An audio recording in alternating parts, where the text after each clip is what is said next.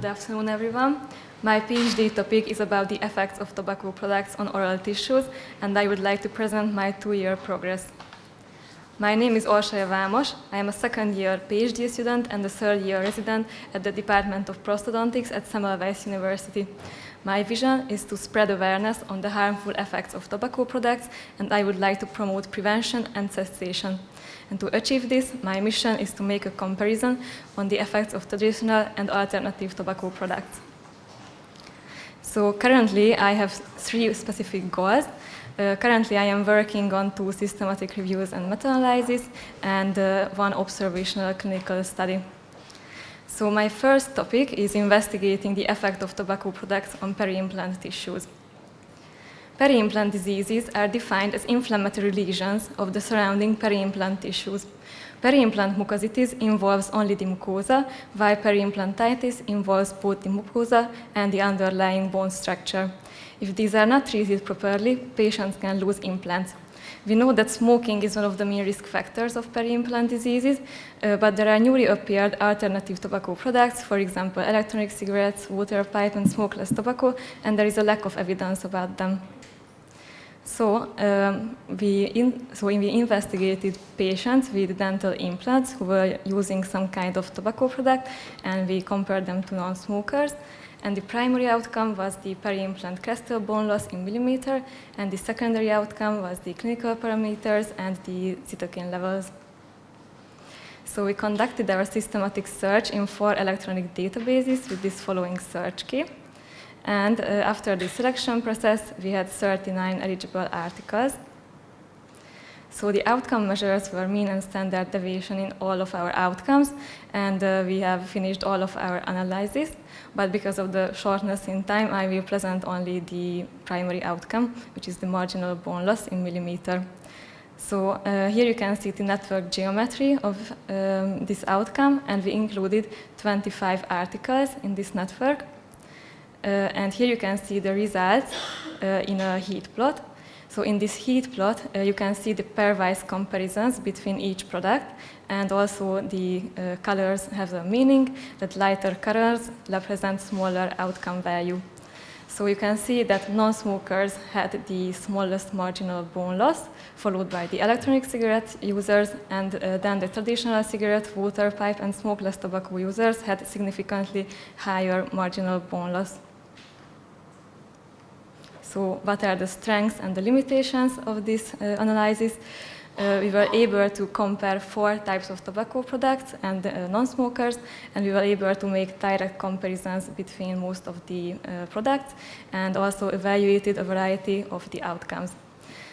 But we were only able to include observational studies, because actually randomized clinical trials are not possible in this topic. And also there were small number of studies in some of the networks. And also we experienced a heterogeneity in the patient characteristics. So in conclusion, we can say that non-smokers presented the best peri-implant parameters, and using any type of tobacco product might compromise peri-implant health. The implication for practice is that we should raise awareness of the harmful effect of peri-implant health, and we should dispel the misbelief that alternative tobacco products are not harmful. And the implication for research is that we need more multi-arm studies for direct comparisons, and a greater transparency of the confounding factors, for example, smoking habit or oral hygiene. So we submitted this article in the Journal of Nicotine and Tobacco Research, and it was accepted, but this is still under publication. But we actually received the news that this article has been selected as an editor's choice article in the issue. So let's move on to my second project, which is investigating the impact of smoking status and electronic cigarette use on non-surgical periodontal therapy. So we know that periodontal diseases are actually the 11th most prevalent condition in the world, and they are the major cause of tooth loss. Subgingival debridement, for example, scaling and root planing, can be an effective treatment in reducing the probing pocket depth and improving the clinical attachment level. So our aim was to investigate the effect of traditional and electronic cigarette use on clinical outcomes on non-surgical periodontal therapy.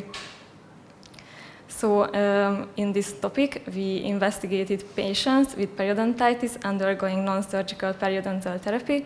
And during our selection process, we realized that we are able to include more groups. So we included traditional cigarette, electronic cigarette, former smokers, quitters, and smokeless tobacco users, and compared them to non-smokers. And the outcomes were the change in the clinical parameters and also the gingival clavicular fluid volume. So we conducted our systematic search in 4 electronic databases with this following search key. And after the selection process, we included 65 eligible articles. And here you can see the progress of my second project. So we are currently waiting for the figures and tables, and I have just started the grade assessment.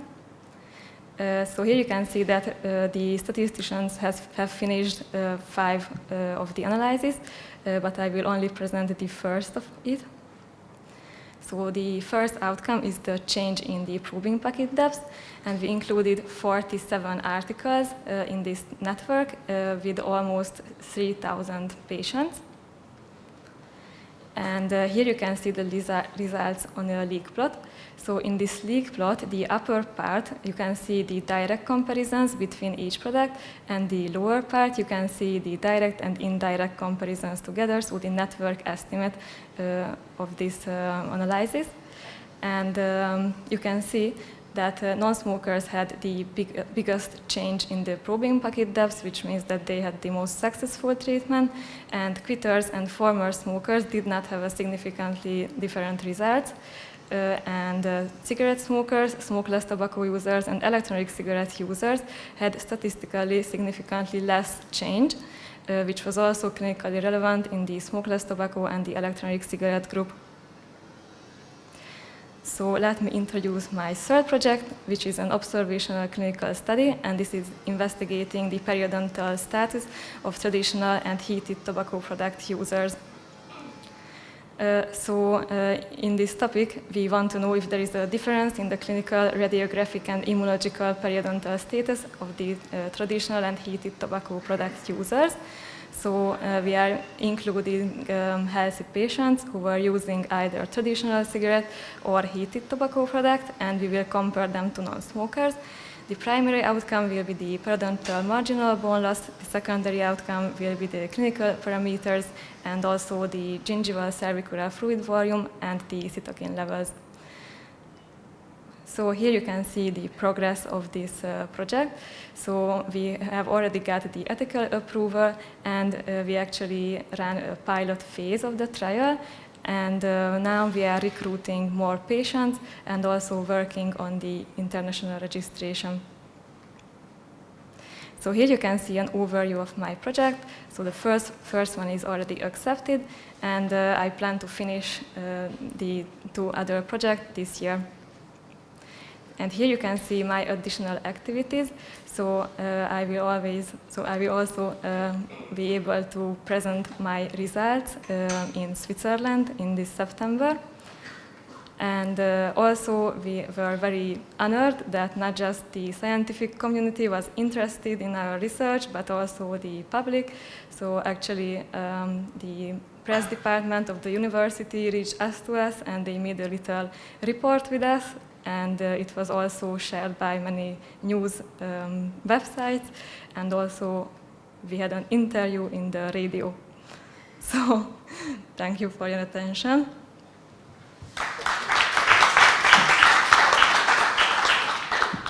Thank you. Nice presentation. Yes, we noticed that in the last few days it gets great media attention. Yeah. But actually this job is, for us, as a university, to educate the public, and this is one of the most important things. I'm wondering if you have any questions. Congratulations. I have a short question. What's the difference between e-cigarette and heated tobacco? Yeah, thank you for the question. So because of the shortness of time, I did not have time to include a detailed background of my clinical trial. We are planning to investigate the heated tobacco product users there, and they are actually completely different topic from the electronic cigarette and all of the other groups. So in heated tobacco product, there is a little cigarette stick which contains tobacco, but in opposite to the cigarette, it is not lighted and not burning, but it is only heated to a lower temperature. So, for example, like 350 degrees. So, with this, the aerosol contains less harmful chemicals than the traditional cigarette, and electronic cigarettes has no tobacco, but they contain a liquid, and this is heated, and then an aerosol is generated. So basically, that is the difference. Thank you.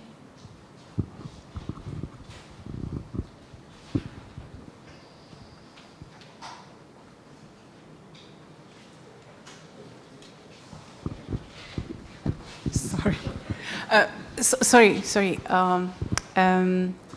What do you think? Like, which component of the tobacco product, especially the electronic ones, cause like an effect? Thank you for your question. So in electronic cigarette, there is like a liquid, and when it's heated up, it produces like so the product is containing vegetable glycerin and propylene glycol. But when they are heated, they form to like formaldehyde and acetaldehyde, and these are harmful for the gingiva. I didn't know that. Thank you. So it's not the smoke itself, like because like in electronic cigarette, it's not called a smoke, but yes, it's called a vapor.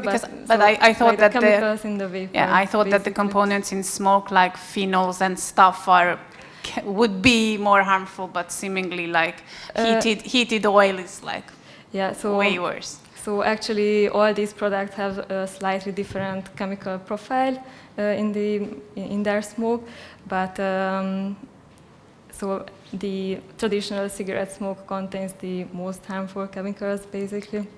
So now you gave some grounds for product development for electronic cigarette companies to replace those harmful components. Yeah, maybe. Thank you. Congratulations for your progress. I saw one of the outcomes, the cytokines. So was there like collected in one group, or there is subgrouping? Like one of the articles maybe recorded 19 pro-inflammatory and 7 protein mediators. So was that subgrouping or? Yeah. So it is in the first project, and we were able to make network meta-analysis on the TNF alpha and interleukin 1 beta levels. So they collected a little sample from the gingival clavicular fluid, and they froze it, and then they made an ELISA test, and this is how they evaluated the amount of cytokines. Like my second question is that was there heterogeneity in the, like I saw like the unit of this measurement of these interleukins and cytokines are different, sometimes only place it within figures. So was it easy like to collect the data of these, or it was not heterogeneous? Yeah, it was not that easy. So because as you have mentioned, the measurement was slightly different, but we only included the articles and they used the same measurement unit. So yeah. Thank you.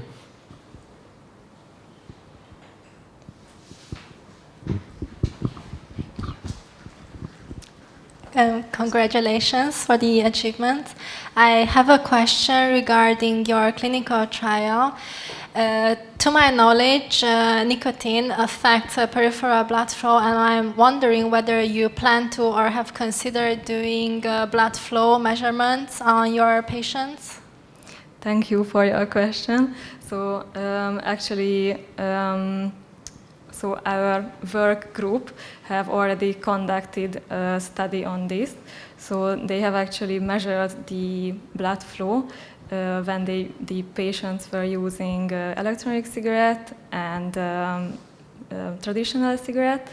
And so in the traditional cigarette group, they actually saw a slight increase in the gingival blood flow, and this could be attributed due to the heating effect and also the chemicals in the tobacco smoke.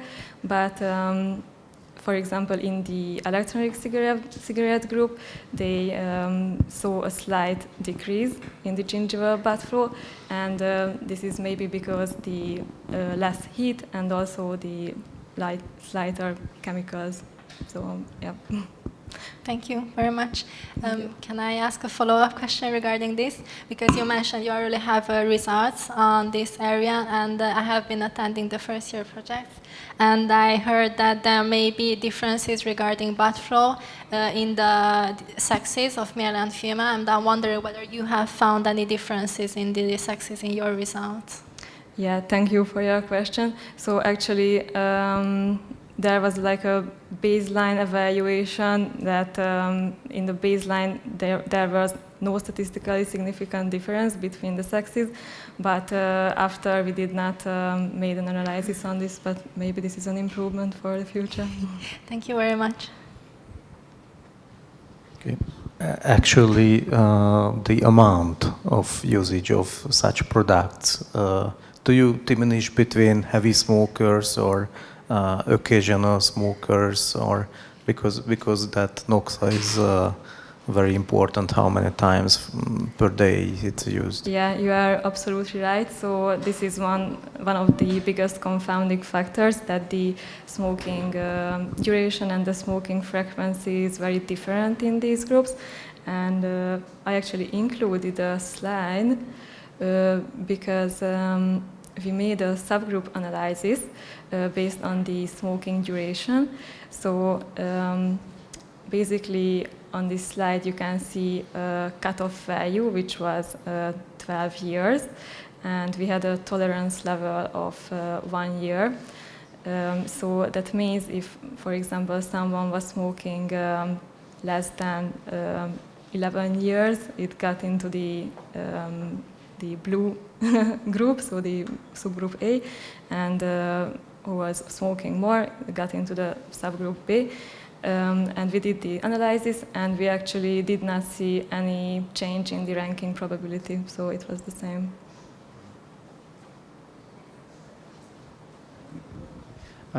Nowadays, snus is getting very popular, unfortunately, in very youngsters, in teenage. What is your opinion on that, or the data, what does it show? Yeah, you are absolutely right too. So I think the problem is with these alternative tobacco products that they are attracting the younger generations, and also the problem with snus is that maybe the parents cannot see that the children are using it, so they can hide it, and that's why it is getting more popular. And it is actually very dangerous, because in snus there is a lot of nicotine, and if someone is not used to it and they, for example, leave it there for a longer time, they can easily get a nicotine toxicity, so it's very dangerous. Is it worse for the gingiva than, let's say, electronic cigarette? Yeah, so actually in our analysis too, the smokeless tobacco was the worst, and maybe the reason behind it, that it, so usually users place it in the same place in the gingiva, and it causes, like, for example, recession in the gingiva, and also hyperkeratosis, which can easily lead to like premalignant and malignant lesions, so it's very dangerous. Thank you for your presentation. I have a question regarding your clinical trial. Do you have kind of a time restriction for the patients that before the recording of the data they have to smoke or they have to use their cigarettes or not? Thank you. So actually, no, like we usually tell the patients that they should like get up and brush their teeth, and before the measurement they should not eat because it should influence the, for example, the plaque index. But we do not have a restriction or recommendation how to use the cigarettes. What we have exclusion and exclusion criteria is, so we include users that are using the devices for more than 1 year and at least one daily. And we exclude those patients who are using more types of like tobacco products, for example, electronic cigarettes and heated tobacco products together. So, thank you very much. Thank you. Thank you. Thank you. Staying with this graph, what do the colors represent? So the colors represent the different subgroups. So there is the subgroup A and subgroup B. So which is? So so the first subgroup is, if you see, is the blue one, which is like smaller than the cutoff value, and it is like 12 years, and the subgroup B is the subgroup where the smoking duration was more than 12 years, and basically you can see that there are black lines, and that means that we cannot make a subgroup out of that article because it belongs to both of the groups. Okay, yes, but did you consider that with the electronic cigarettes, or you cannot have a smoking history of 40 years because they are not available? So, like with the subgrouping, you actually introduce the confounder of like the shorter amounts, like these electronic devices would be in more abundance with the recent smokers, and the traditional smoking would be like within the shorter histories. And just my second question is, I don't know much, fortunately, about water pipe. I mean, do you use, like, users use them like several times a day, or it seems like a social activity or something, or what? How would you rate water pipe in the big field of smoking habits? Yeah, so the articles that were assessing the water pipe usage, they were from the Middle East, so for example from Saudi Arabia or Egypt, and the smoking frequency was actually quite high, so they were using the water pipes so more frequently and also for many years. And also, what is the problem with water pipe? That in one session you will use it during so until like 30 minutes. So it's a very long duration. But actually, with this subgroup analysis, the electronic cigarette users were only in the subgroup A. And what we wanted to do basically, that we exclude, for example, the articles from the subgroup A that were where the duration was longer, and that way we could compare the electronic cigarette ones, for example. And is the ELF bar, is it an electronic cigarette? Yeah, it's an electronic cigarette. It's a disposable electronic cigarette, and you can only use it once and then you throw it away. Yeah, but fortunately the young ones are not so affected by implants and peri-implantal. Yeah. Thank you very much. Thank you. Thank you.